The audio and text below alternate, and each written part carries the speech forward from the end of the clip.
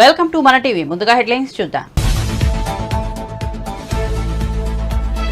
నెల్లూరులో టీడీపీ సభ హాజరైన చంద్రబాబు. టీడీపీలో చేరిన వేమిరెడ్డి ప్రభాకర్ రెడ్డి. ఎన్నికల నోటిఫికేషన్ వచ్చాక తిరుగుబాటు ఉధృతమవుతుందన్న చంద్రబాబు.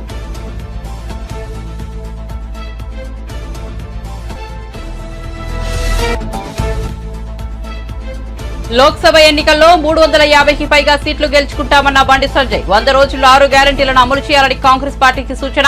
గత ప్రభుత్వం 24 గంటలు బీజేపీని, మోదీని తిట్టేదని ఆరోపణ.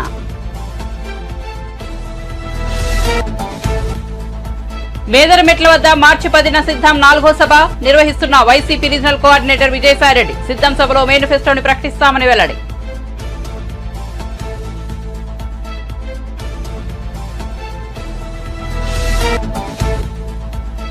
కాళేశ్వరం ప్రాజెక్టు రీడిజైనింగ్ వద్దని చెప్పిన కేసీఆర్ సర్కార్ పెడిచెవన పెట్టిందని మంత్రి శ్రీధర్ బాబు ఆగ్రహం. మేడిగడ్డ కుంగిన తర్వాత ఇప్పుడు సందర్శించి ఏం లాభమని ప్రశ్న.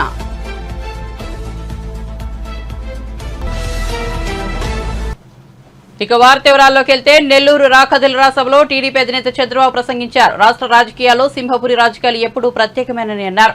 వేమిరెడ్డి ప్రభాకర్ రెడ్డి చేరికతో టీడీపీకి మరింత బలం చేకూరినట్లయిందని తెలిపారు. న్యాయం కోసం పోరాడిన సమర్థ నాయకుడు వేమిరెడ్డి అని కొనియాడారు. వేమిరెడ్డిని పార్టీలో చేరాలని తానే స్వయంగా వచ్చి ఆహ్వానించారని, అది వేమిరెడ్డి ప్రత్యేకత అని చంద్రబాబు వివరించారు. ఇక సీఎం జగన్ పై తీవ్ర స్థాయిలో విమర్శలు చేశారు. ప్రశ్నించిన వారిని వేధించడమే జగన్ పని అని వ్యాఖ్యానించారు. ఆనం రామనారాయణ రెడ్డిని, కోటంరెడ్డి శ్రీధర్ రెడ్డిని కూడా ఇలాగే వేధించాడని వెల్లడించారు. అహంభావంతో రాష్ట్రాన్ని నాశనం చేశారని, రాష్ట్రాన్ని ధ్వంసం చేస్తున్న వ్యక్తిని ఇంటికి పంపాల్సిన అవసరం ఉందని చంద్రబాబు పిలుపునిచ్చారు. సమైక్య ఆంధ్రప్రదేశ్ ని గజగజలాడిస్తే వారిని కూడా మనస్ఫూర్తిగా పార్టీలోకి ఆహ్వానిస్తూ సేవ చేయాలని వచ్చినటువంటి వేమిరెడ్డి ప్రభాకర్ రెడ్డి గారిని మనస్ఫూర్తిగా మీ అందరి తరపున, పార్టీ తరపున స్వాగతం, పార్టీలోకి ఆహ్వానిస్తున్నాను. వారితో కలిసి వారి శ్రీమతి కూడా ప్రశాంత్ రెడ్డి గారు వచ్చారు. వారిని కూడా మనస్ఫూర్తిగా పార్టీలోకి ఆహ్వానిస్తున్నాను. ఈరోజు మా ఉత్సాహంగా వచ్చిన వాళ్ళని చూస్తా ఉంటే నెల్లూరు కార్పొరేషన్ ఖాళీ అయిపోతా ఉంది.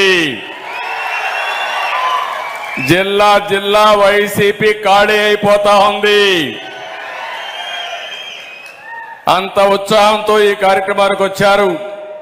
ఈరోజు పార్టీలోకి వస్తున్నటువంటి ప్రతి ఒక్కరిని ఆదరంగా మనస్ఫూర్తిగా పార్టీలోకి స్వాగతం పలుకుతున్నా.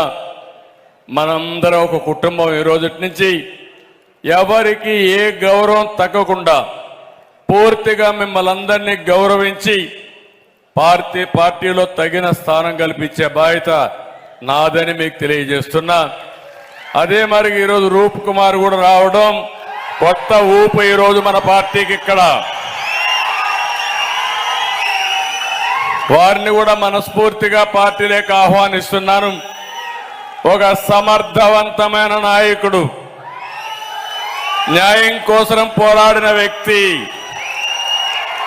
అన్యాయం చేసిన వాళ్ళపైన ఏం చేయాలో చూపించిన వ్యక్తి. అలాంటి వ్యక్తిని మనస్ఫూర్తిగా స్వాగతం పలుకుతున్నా. ఈరోజు మిమ్మల్ని అందరినీ చూస్తా ఉంటే మామూలుగా నేను ఎప్పుడు మీటింగ్లు పెట్టుకున్నా హైదరాబాద్లో లేకపోతే అమరావతిలో మీటింగ్ పెట్టుకొని పార్టీలో చేరికలు ఉండేటివి. కానీ ఈరోజు నేరుగా నేనే నెల్లూరుకు వచ్చి వేమిరెడ్డి ప్రభాకర్ రెడ్డి గారిని ఈ వేదిక మీద పార్టీలోకి ఆహ్వానించామంటే అది వారికి ఇచ్చిన ప్రత్యేకత. ఎందుకు ఈ మాట మాట్లాడుతున్నానంటే ఆయన ఏదో పార్లమెంట్లో పోటీ చేయాలని కాదు. అలాంటి వ్యక్తులు రాజకీయానికి అవసరం. రాజకీయాలకి గౌరవం తెచ్చే వ్యక్తులు. అలాంటి వ్యక్తుల్ని పార్టీలోకి స్వాగతం పలకడం నా బాధ్యతగా ఆలోచించి ఈరోజు వారికి స్వాగతం పలుకుతున్నానని చెప్పి కూడా నేను మీకు తెలియజేస్తున్నా. ఈరోజు ఇంకొక పక్క ఈ జిల్లాలో చూస్తే అమరజీవి పొట్టి శ్రీరాములు గారు పుట్టిన గడ్డ ఈ నెల్లూరు జిల్లా. బెజవాడ గోపాలరెడ్డి లాంటి నేతలు పుట్టిన జిల్లా. సారా ఉద్యమం ఇక్కడి నుంచే ప్రారంభమైంది. దూపగుంట రోసమ్మ గారు పుట్టిన జిల్లా. అలాంటి జిల్లాలో ఆ రోజు సమైక్య ఆంధ్రప్రదేశ్ని గజగజలాడిస్తే ఇప్పుడు మొత్తం వచ్చిన నేతను చూస్తా ఉంటే ఈ జగన్మోహన్ రెడ్డిని మ్యానుఫ్యాక్చరింగ్, హోల్సేల్ డీలర్షిప్, అమ్మకాలు, అన్ని మార్కెటింగ్ అన్ని ఆయనే చేసే పరిస్థితికి వచ్చాడంటే ఎక్కడికి పోతున్నా నాకైతే అర్థం కావడం లేదు. రాష్ట్ర రాజకీయాల్లో సింహపురి రాజకీయాలు ఎప్పుడూ ప్రత్యేకమే. ఇక్కడ నేతలు ఎంతో ఆత్మ గౌరవంతో బతుకుతారు, ఆత్మాభిమానంతో ముందుకు పోతారు. అందుకే మీరు అలాంటి నేతలు ఈరోజు చూస్తే రాష్ట్రంలో నాకే అర్థం కావడం లేదు. కాళేశ్వరం ప్రాజెక్టులో అవినీతిపై సీబీఐ విచారణకు కేంద్రం సిద్ధంగా ఉందని ఎంపీ బండి సంజయ్ పేర్కొన్నారు. అధికార కాంగ్రెస్ పార్టీ ఈ అంశంపై సీబీఐ విచారణకు ఎందుకు ఆదేశించడం లేదని ఆయన ప్రశ్నించారు. కరీంనగర్ జిల్లా హుజూరాబాద్ లో ప్రజాహిత యాత్ర నిర్వహించారు. ఈ సందర్భంగా ఆయన మీడియాతో మాట్లాడారు. విచారణ సిద్ధమని చెప్తే గతంలో బీఆర్ఎస్ పార్టీ సీబీఐ రాకుండా చేసింది. కాంగ్రెస్ పార్టీ గతంలో సీబీఐ విచారణ సహకరిస్తామన్నారు. కాంగ్రెస్ పార్టీ ప్రభుత్వం ఏర్పడ్డది. రాష్ట్ర ప్రభుత్వం సహకారాన్ని కేంద్రం విచారణ జరిపించే అవకాశం లేదు. సీబీఐ విచారణకు మేము సిద్ధంగా అని చెప్తే రాష్ట్ర ప్రభుత్వం సీబీఐ విచారణకు సిద్ధంగా లేదు. కేంద్ర ప్రభుత్వం వెంటనే 23 నాటి 24 కేంద్ర ప్రభుత్వం కమిటీ పంపింది, విచారణ చేసింది. కాళేశ్వరంలో అక్రమాలు జరిగినాయి, నాణ్యత లేకుండా పనులు చేస్తామని చెప్పి రిపోర్ట్ ఇచ్చింది. దానికి రాష్ట్ర ప్రభుత్వం సహకరించాలి. ఇప్పుడు రాష్ట్ర ప్రభుత్వాన్ని విచారణ జరపాలి. సిట్టింగ్ జడ్జితో విచారణ అన్నారు. ఇలా గౌరవ సీజీ గారు ఒప్పుకోలే. మళ్ళీ ఇప్పుడు విచారణ పెడతాం కాలయాపన చేస్తున్నారు. మీరు విచారణ వెంటనే క్లోజ్ చేస్తే కేసులు వస్తాయి. వాళ్ళు 6 గ్యారెంటీల గురించి అడుగుతారు కదా, మరి విచారణ టైం పాస్ చేస్తాం. అది భూదాన్ విషయంలో కానీ ఏ విషయంలో కానీ ఎవరు ఏ పార్టీ వాళ్ళు తప్పు చేసినా, ఇంకోటి బీజేపీ వాళ్ళు తప్పు చేసినా, కాంగ్రెస్ వాళ్ళు తప్పు చేసినా, బీఆర్ఎస్ వాళ్ళు తప్పు చేసినా, కమ్యూనిస్ట్ ఏ పార్టీ వాళ్ళు ఏ వ్యక్తులు తప్పు చేసినా కూడా ఎవరికి అన్యాయం చేసి సలాభం కోసం అవినీతికి అక్రమాలు పాల్పడి తప్పకుండా చర్యలు తీసుకోవాల్సిన అవసరం ప్రభుత్వం మీద ఉంది. ఇస్తానని చెప్పన్నారు. దాంతోపాటు ఇల్లు జాగా లేనటువంటి పేదలందరికీ 5 లక్షల రూపాయలు సాయం చేస్తున్నారు.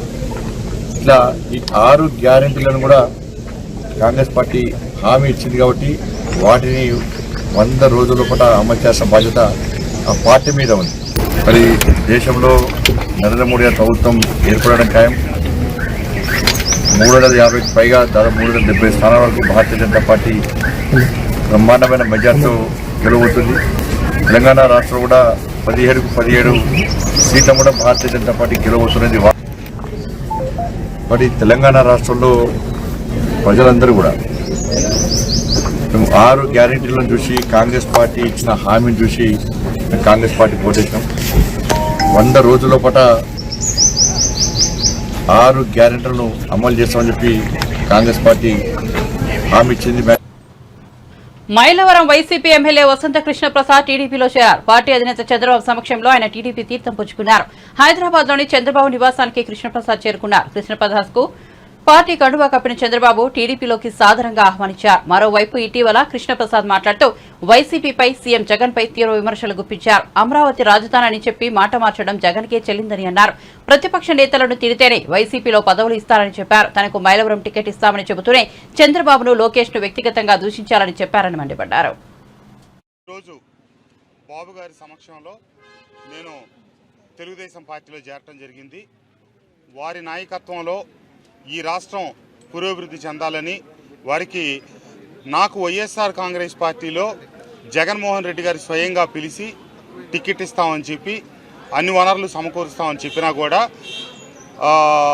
రాష్ట్రాన్ని అటు సంక్షేమం ఇటు అభివృద్ధి రెండు కళ్ళుగా ముందుకు తీసుకెళ్లాల్సిన పరిస్థితుల్లో అభివృద్ధి పూర్తిగా నిలిచిపోయినందున అభివృద్ధి ప్రదాత ఇటు ఉమ్మడి ఆంధ్రప్రదేశ్లో ఉన్నప్పుడు కావచ్చు, ఇటు హైదరాబాద్ని కావచ్చు, అటు ఆంధ్రప్రదేశ్ని కావచ్చు, అభివృద్ధి పదంలో ముందుకు సాగాలని, పరిశ్రమలు రావాలని, యువతకి ఉద్యోగ అవకాశాలు పెరగాలని చెప్పి ఇవన్నీ ఉండాలంటే బాబు గారే రావాలనే ఉద్దేశంతో ఈరోజు చంద్రబాబు గారి నాయకత్వంలో, లోకేష్ బాబు గారి నాయకత్వంలో తెలుగుదేశం పార్టీలో చేరటం జరిగింది.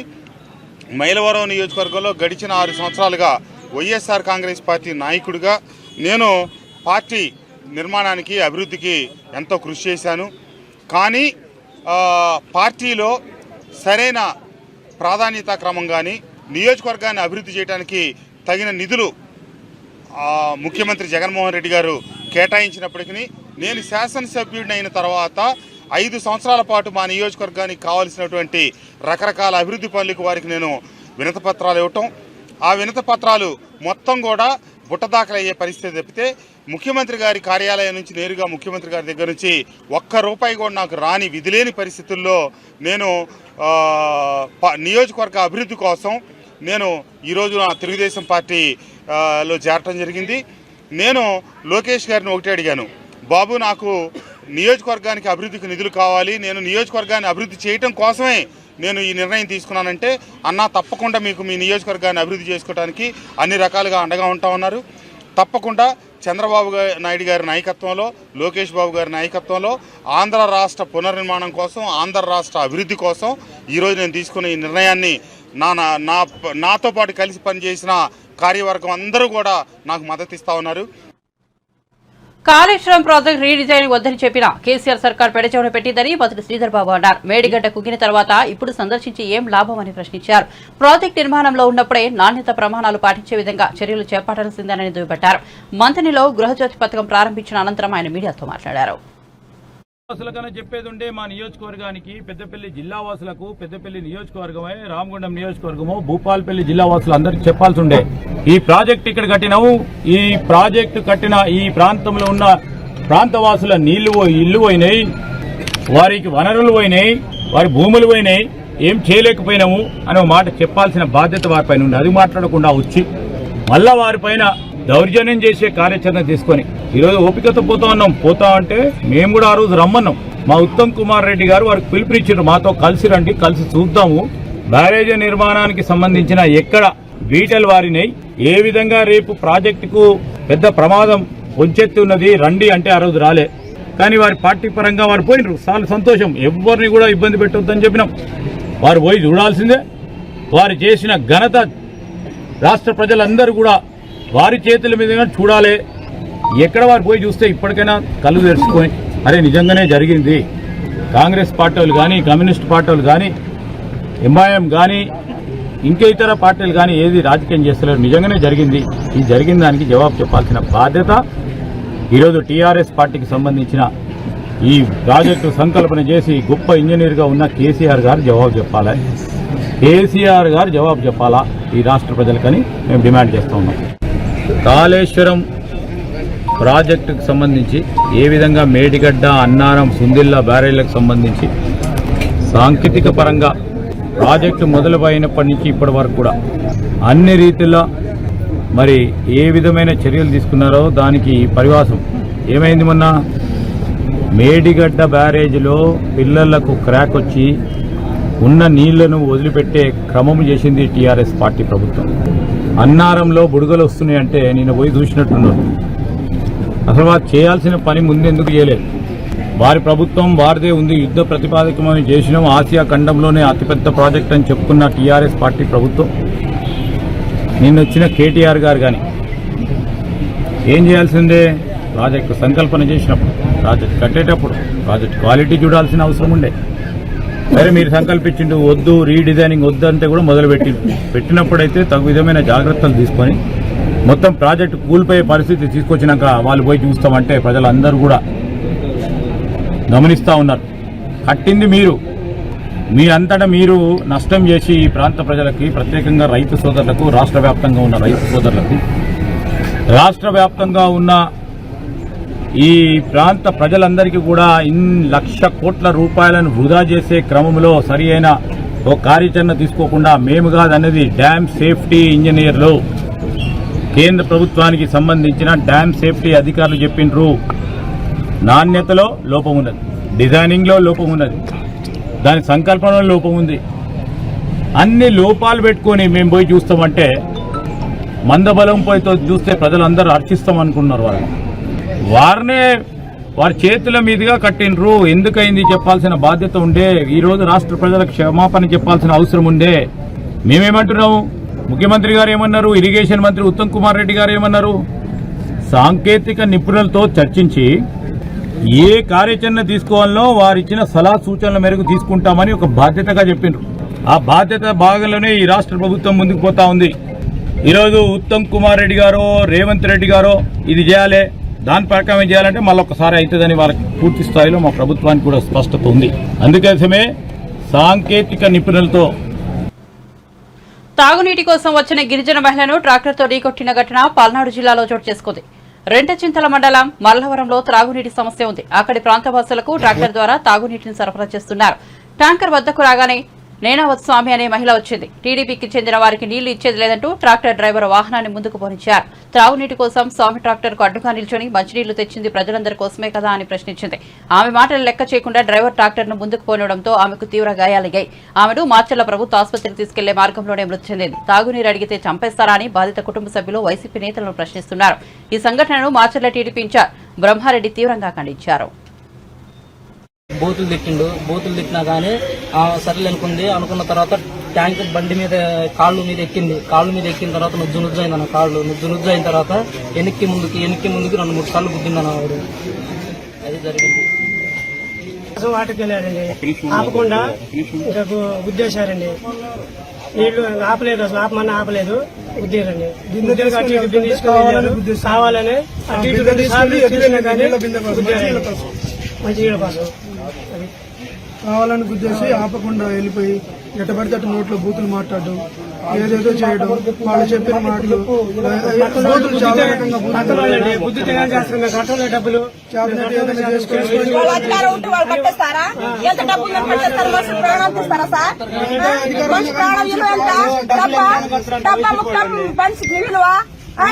వాళ్ళు డబ్బు పట్టిన వాళ్ళు ఉంటారు. మాకు పెట్టరు, మాది మేము తింటున్నాం, అవసరం లేదు మాకు డబ్బులు. వాటర్ పర్సన్ వెళ్తే గుర్తొస్తారా? బిందు తీసుకుని ఆపమంటే ఆపాలి. ట్రాక్టర్ పెట్టింది ఎందుకు? వాటర్ పర్సన్ పెట్టింది ఒక బిందు కట్టుకుంటే ఏమైంది? ఆపితే ఏమైంది? ఒక బిందు పెట్టుకుని గుర్తొస్తారా? ఎంత పక్షం తగ్గుద్దాలి మనిషి ప్రాణం వాడుకుంటే వాళ్ళు పెడతారు. అది చేస్తారా? మనిషి చచ్చిపోయిందా? వాళ్ళు నీళ్ళు కట్టారా? మనిషి ప్రాణం తీసిస్తారా? వాళ్ళు చచ్చిపెడతారా? మనిషి తిరిగి మీకు మనుషులు మీరు అంటే. ఈరోజు ఉదయం మల్లవరం గ్రామంలో రెంటచింతల మండలంలో ఈ రాష్ట్ర ప్రజానీకం మానవత్వం సిగ్గుపడేలాగా ఒక సంఘటన జరిగింది. కేవలం వాడుక నీళ్లు ఒక బిందె పట్టుకుంటామన్నప్పుడు మీరు మా పార్టీ కాదు, మీరెందుకు పట్టుకుంటారు అని చెప్పేసి ఒక సుగాళి మహిళని ట్రాక్టర్తో గుద్ది అంతటితో ఆగకుండా ఒంటి మీద ముందుకి వెనక్కి 2-3 సార్లు తిప్పి హత్య చేశారు. అంటే ఏం నడుస్తుంది ఈ రాష్ట్రంలో? మనిషి ప్రాణాలు తొక్కించిన తర్వాత అవసరమైతే డబ్బులు కడతామని చెప్పి మాట్లాడతారంట. 4 సార్లు శాసనసభ్యుడిగా గెలిపిస్తే 24/7 వాటర్ సప్లై చేస్తామని చెప్పేసి ఈ రోజు గుక్కెడు నీళ్లు ఇవ్వలేని దుస్థితిలో ఈ దౌర్భాగ్యపు ప్రభుత్వం, ఈ దుర్మార్గపు సైకో రామకృష్ణారెడ్డి ఆధ్వర్యంలో గ్రామాన్న రెచ్చగొట్టడం, దాడులు చేయడం పరిపాటిగా మారింది. మేదరమెట్ల జాతీయ రహదారి పక్కన 4వ చివరి సిద్దం మహాసభ నిర్వహిస్తున్నామని YCP regional coordinator MP Vijayasai Reddy పేర్కొన్నారు. సిద్దం సభ అనంతరం ఎన్నికల ప్రచారం మొదలవుతుందన్నారు. సభా వేదిక కేంద్రంగా ఉన్న రాష్ట్ర వైసీపీ క్యాడర్కు సీఎం జగన్ దిశను నిర్దేశిస్తారని ఆయన వెల్లడించారు. అధికారం చేపట్టిన అనంతరం వైసీపీ ప్రభుత్వం 5 ఏళ్లలో చేసిన అభివృద్ది సంక్షేమాన్ని సీఎం జగన్ ప్రజలకు వివరిస్తారని తెలిపారు.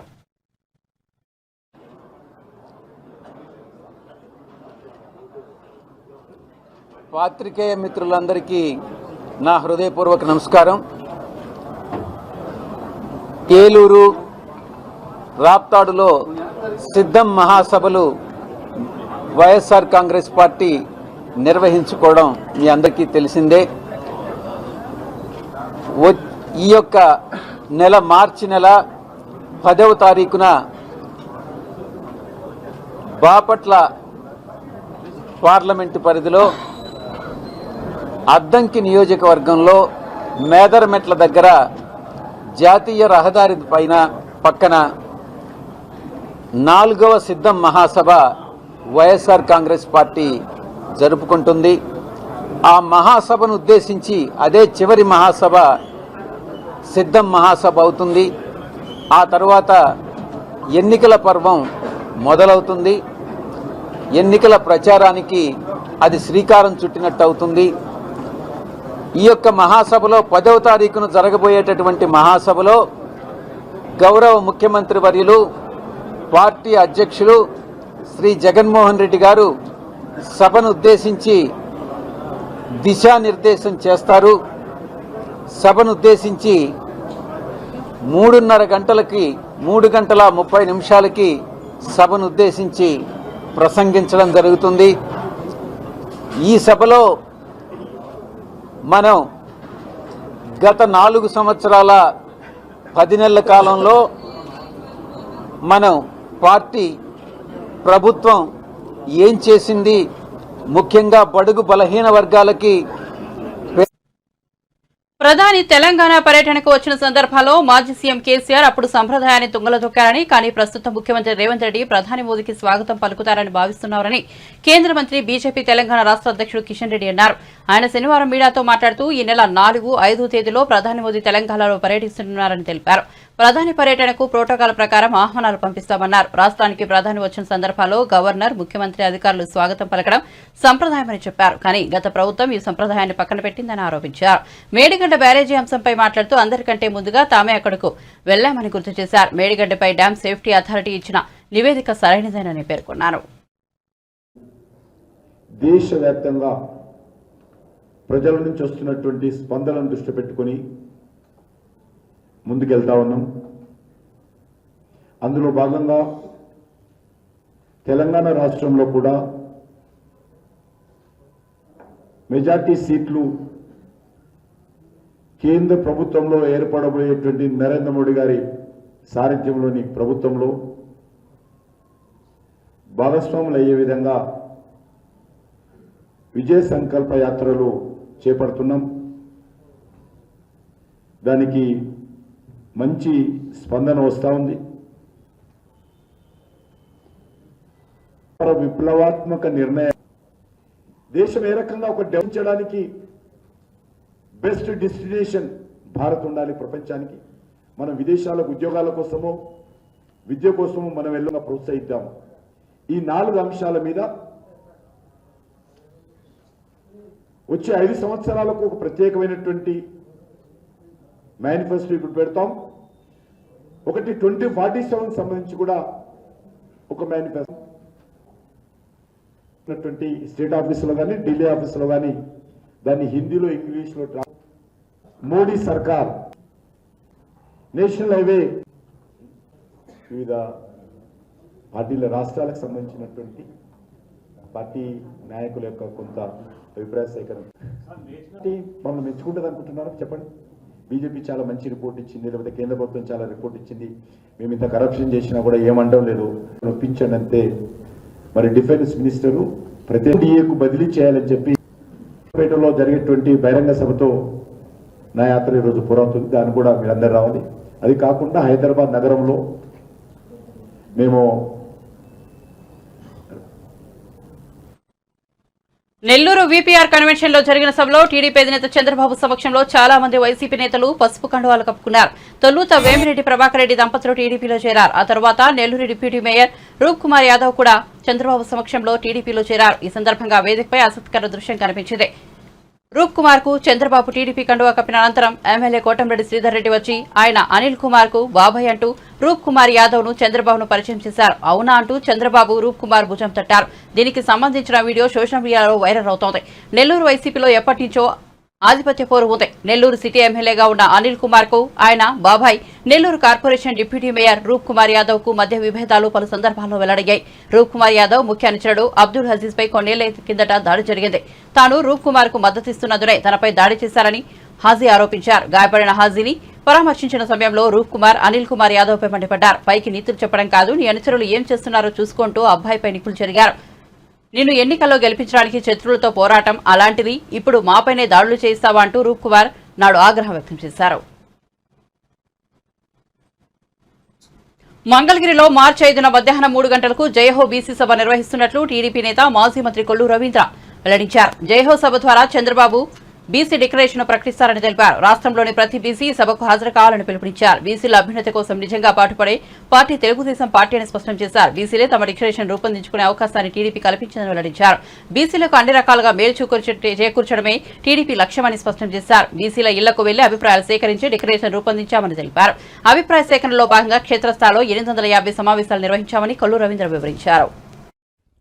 ఓ డిక్లరేషన్ని రాష్ట్రానికి, ఈ రాష్ట్రంలో ఉన్నటువంటి బలహీన వర్గాలకి అందించాలనే లక్ష్యంతో రాష్ట్రమంతా కూడా బీసీ విభాగం ఆధ్వర్యంలో, సాధికార కమిటీల ఆధ్వర్యంలో పర్యటనలు చేసుకుని రేపు 5వ తారీఖున మంగళగిరి వేదికగా ఈ డిక్లరేషన్ని విడుదల చేయడం జరుగుతుంది. ఈ మహాసభని, ఈ సందర్భంగా ఒక మహాసభను ఏర్పాటు చేసుకోవడం జరుగుతోంది. ఈ సభలో రాష్ట్ర నలుమూలల నుంచి పెద్ద ఎత్తున బీసీ సామాజిక వర్గాలకు సంబంధించినటువంటి ప్రతినిధులు పెద్ద ఎత్తున ఈ కార్యక్రమంలో పాల్గొనడం జరుగుతుంది. చంద్రబాబు నాయుడు గారి చేతుల మీదుగా బీసీ డిక్లరేషన్ని విడుదల చేయడం జరుగుతుందని చెప్పి తెలియజేస్తా ఉన్నాను. ఎందుకంటే ఇది మొట్టమొదటిసారిగా బలహీన వర్గాల ప్రతినిధులు తయారు చేసుకున్నటువంటిది ఈ డిక్లరేషన్. ఏదైతే సామాజిక వర్గాలకు సంబంధించినటువంటి నాయకులే గ్రామస్థాయి వరకు వెళ్ళి ప్రతి ఒక్కరిని కలుసుకుని రేపు రాబోయే ప్రభుత్వంలో వాళ్ళని ఆర్థికంగా, సామాజికంగా, విద్యాపరంగా, అటు రాజకీయంగా కూడా వాళ్ళని ఏ రకంగా మనం బలోపేతం చేసుకోవాలనేది వాళ్ళ నుంచే సలహాలు, సూచనలు తీసుకుని తయారు చేసుకునేదే ఈ డిక్లరేషన్ అవ్వబోతా ఉంది. దానికి ఇది మొట్టమొదటిసారిగా ఒక బలహీన వర్గాల ప్రతినిధులు తయారు చేసుకున్నది ఈ డిక్లరేషన్. దీని మీద గతంలో తెలుగుదేశం చంద్రబాబు నాయుడు గారు కానీ, అన్న నందమూరి తారక రామారావు గారు తెలుగుదేశం పార్టీ పెట్టిన తర్వాతే ఈ రాష్ట్రంలో బలహీన వర్గాలకు గుర్తింపు వచ్చింది. ఆనాడు స్థానిక సంస్థలో రిజర్వేషన్లు తీసుకొచ్చిన, మరి ఆ రోజు అనేక రెసిడెన్షియల్ స్కూల్స్ కానీ, గురుకుల పాఠశాలలు కానీ ఏర్పాటు చేసిన, ఆదరణ స్కీమ్ని ఏర్పాటు చేసిన, అనేక రకాలుగా ఫీజు రియంబర్స్మెంట్, ఇలాంటి అనేక పథకాల ద్వారా బలహీన వర్గాల్లో కొంత చైతన్యాన్ని తీసుకొచ్చినటువంటి చరిత్ర తెలుగుదేశం పార్టీది. కానీ గత ప్రభుత్వం, ఇప్పుడు జరుగుతున్నటువంటి ఈ ప్రభుత్వం చాలా దుర్మార్గాలు చేసింది. తెలుగుదేశం దాదాపు అమలు చేస్తున్నటువంటి స్కీముల్ని 30 స్కీముల దగ్గర దూరం చేసింది. విదేశీ విద్యని, స్థానిక సంస్థలో రిజర్వేషన్ల కోత, సప్లాన్ నిధులు దారి మళ్లింపు, కార్పొరేషన్ల నిర్వీర్యం. బులెటిన్ ముగించే ముందు హెడ్లైన్స్ మరోసారి చూద్దాం. నెల్లూరులో టీడీపీ సభ, హాజరైన చంద్రబాబు. టీడీపీలో చేరిన వేమిరెడ్డి ప్రభాకర్ రెడ్డి. ఎన్నికల నోటిఫికేషన్ వచ్చాక తిరుగుబాటు ఉధృతమవుతుందన్న చంద్రబాబు.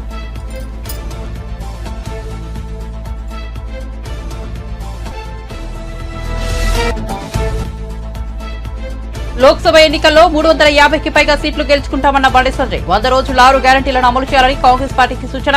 గత ప్రభుత్వం 24 గంటలు బీజేపీని, మోదీని తిట్టేదని ఆరోపణ.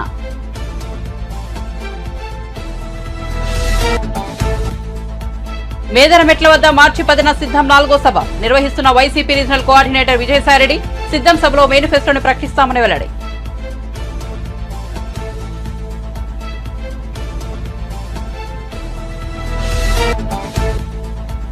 కాళేశ్వరం ప్రాజెక్టు రీడిజైన్ వద్దని చెప్పిన కేసీఆర్ సర్కార్ పెడచెవిన పెట్టిందని మంత్రి శ్రీధర్ బాబు మండిపాడు. మేడిగడ్డ కుంగిన తర్వాత ఇప్పుడు సందర్శించి ఏం లాభమని ప్రశ్న.